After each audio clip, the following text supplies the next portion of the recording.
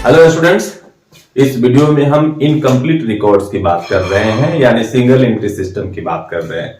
कुछ स्टूडेंट्स के मैसेज थे कि इनकम्प्लीट रिकॉर्ड्स का कुछ वीडियो हो तो आप सेंड कीजिए। तो आज इनकम्प्लीट रिकॉर्ड की बात करने जा रहे हैं, सिंगल एंट्री सिस्टम की बात करने जा रहे हैं। आप जब 11th पढ़ना शुरू किए होंगे तो एक आपको एंट्री सिस्टम पढ़ना होगा और उसमें आप पढ़े होंगे कि there are two types of entry system, single entry system and double entry system. Single entry system को सिर्फ आप इतना पढ़ के छोड़ दिए होंगे कि the type of entry system in which we maintain all entries in a single side, यानी वह ट्रांजैक्शन जिसको हम एक सिंगल साइड में मेंटेन करते हैं उसे सिंगल एंट्री सिस्टम कहते हैं। It not explain about any transaction, so it's also known as incomplete record system. Double entry system में आप जानते हैं कि जितने भी ट्रांजैक्शंस हैं उसको टू साइड में मेंटेन किया जाता है, यानी debit side and credit side. तो डबल एंट्री सिस्टम को तो आप ऑलरेडी जानते हैं। हम यहां पढ़ने जा रहे हैं सिंगल एंट्री सिस्टम यानी इनकम्प्लीट रिकॉर्ड्स। इनकम्प्लीट रिकॉर्ड्स का डिफिनेशन यही हो गया कि इनकम्प्लीट रिकॉर्ड्स जो है किसी भी ट्रांजैक्शन के बारे में फुल्ली एक्सप्लेन नहीं करता है, एक्सप्लेनेशन नहीं देता है, वो सिंगल साइड में मेंटेन करता है।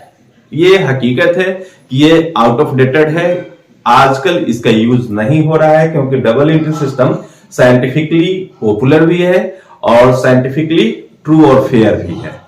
तो हम सबसे ज्यादा आज के डेट में डबल एंट्री सिस्टम का यूज कर रहे हैं, लेकिन जिसको इनकम्प्लीट रिकॉर्ड्स पढ़ना है उसको तो पढ़ना पड़ेगा। तो इनकम्प्लीट रिकॉर्ड्स की डिफिनेशन, उसके features, incomplete records and double entry system में डिफरेंस, इसको हम छोड़कर सीधे उसकी अकाउंटिंग ट्रीटमेंट्स की बात कर रहे हैं। डबल एंट्री सिस्टम में जब हम प्रॉफिट एंड लॉस का कैलकुलेशन करते हैं तो आपको याद है trading account, profit and loss account and balance sheet बनाते हैं। लेकिन जब हम आते हैं इनकम्प्लीट रिकॉर्ड्स में तो यहां पर भी टू अकाउंट्स मेंटेन किए जाते हैं।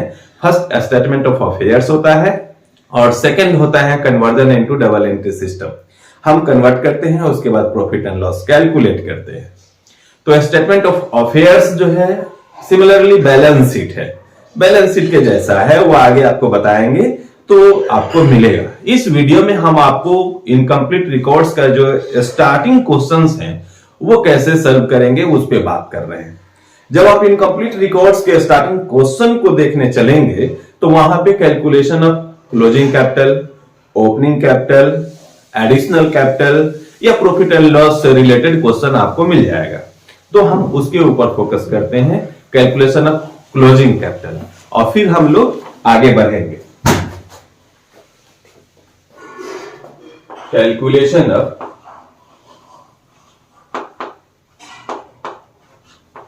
क्लोजिंग कैपिटल,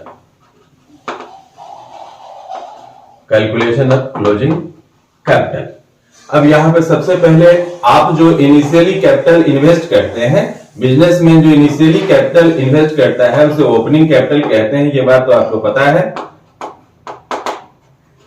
ओपनिंग कैपिटल उसको यहां हम नोट करेंगे।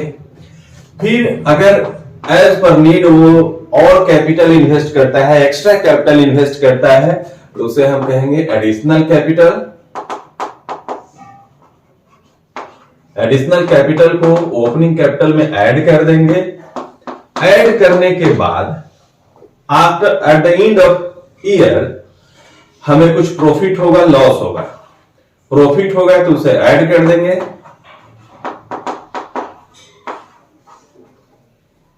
आप इसे नेट प्रॉफिट लिखिए या profit for the year.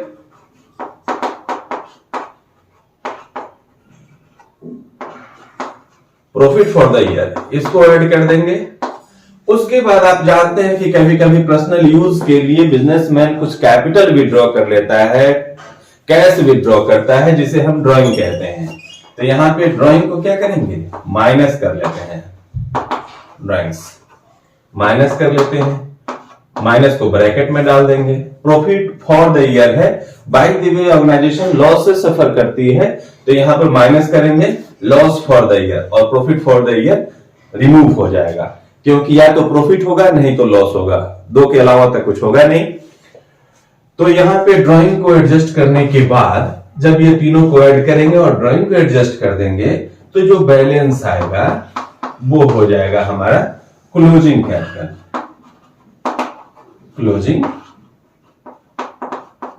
Capital ये आपको जब इनकम्प्लीट रिकॉर्ड्स आप बनाने चलेंगे तो स्टार्टिंग के 4-5 क्वेश्चन जो हैं यही है, कभी क्लोजिंग कैपिटल कैलकुलेट करना होगा, कभी ओपनिंग कैपिटल कैलकुलेट करना होगा। तो ये रूल हो गया आपका क्लोजिंग कैपिटल के कैलकुलेशन से रिलेटेड। पहले क्या करेंगे, एक बार फिर रिपीट कर रहे हैं, ओपनिंग कैपिटल मेंशन करेंगे, ऐड करेंगे एडिशनल कैपिटल, फिर ऐड करेंगे प्रॉफिट फॉर द ईयर, फिर माइनस करेंगे यदि है तो ड्रॉइंग्स, और फिर जब सबको एडजस्ट करेंगे तो हमको मिलेगा क्लोजिंग कैपिटल। अब इसी से रिलेटेड हम देख लेते हैं कि ओपनिंग कैपिटल कैसे कैलकुलेट होगा। तो इसी रूल को हम चेंज करेंगे, हम इसको फिर दिखाते हैं आपको। अब आपको ओपनिंग कैपिटल कैलकुलेट करना है तो यहां पे हम लिख दे रहे हैं ओपनिंग कैपिटल।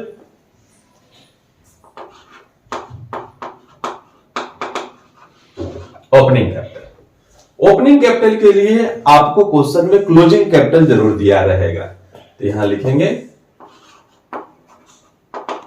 Closing capital. कभी कभी इसमें कैपिटल एट द एंड भी दिया रहता है, तो कैपिटल एट द एंड को हम यहां दिखाएंगे, ठीक है ना।